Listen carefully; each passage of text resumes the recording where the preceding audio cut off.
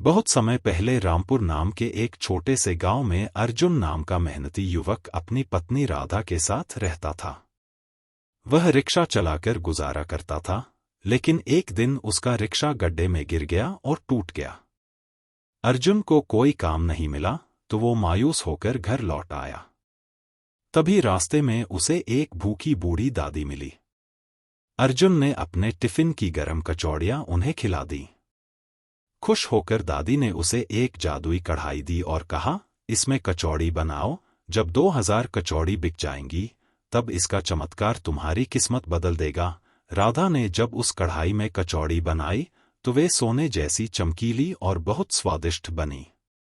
अर्जुन ने उन्हें गांव भर में बेचना शुरू किया और कुछ ही दिनों में सोने की कचौड़ी रामपुर में मशहूर हो गई।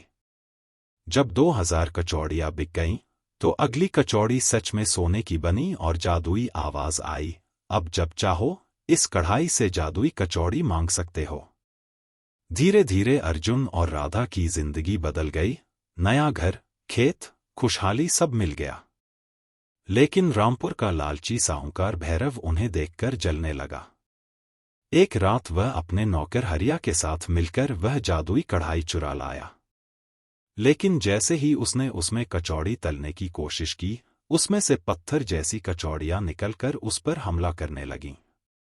डर के मारे भैरव ने कढ़ाई लौटाई और अर्जुन से माफी मांगी। अर्जुन ने कहा, असली अमीरी दिल की होती है, लालच की नहीं, और बात वहीं खत्म हो गई।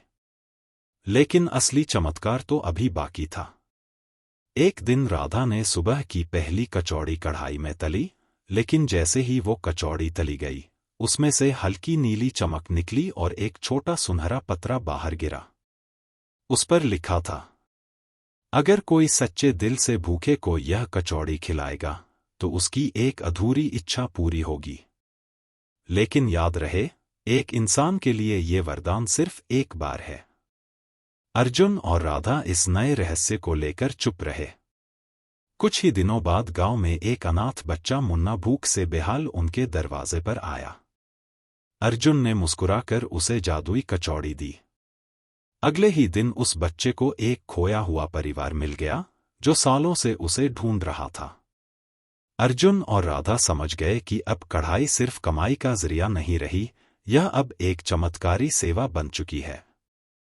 अब अर्जुन हर महीने एक दिन गांव के सबसे गरीब और जरूरतमंद लोगों को मुफ्त में जादुई कचौड़ी खिलाता था। यह परंपरा इतनी प्रसिद्ध हुई कि दूसरे गांवों से भी लोग मदद की आस लेकर रामपुर आने लगे। अर्जुन ने कढ़ाई को अब एक भोजन मंदिर की तरह इस्तेमाल करना शुरू कर दिया और रामपुर का नाम पूरे राज्य में फैल गया।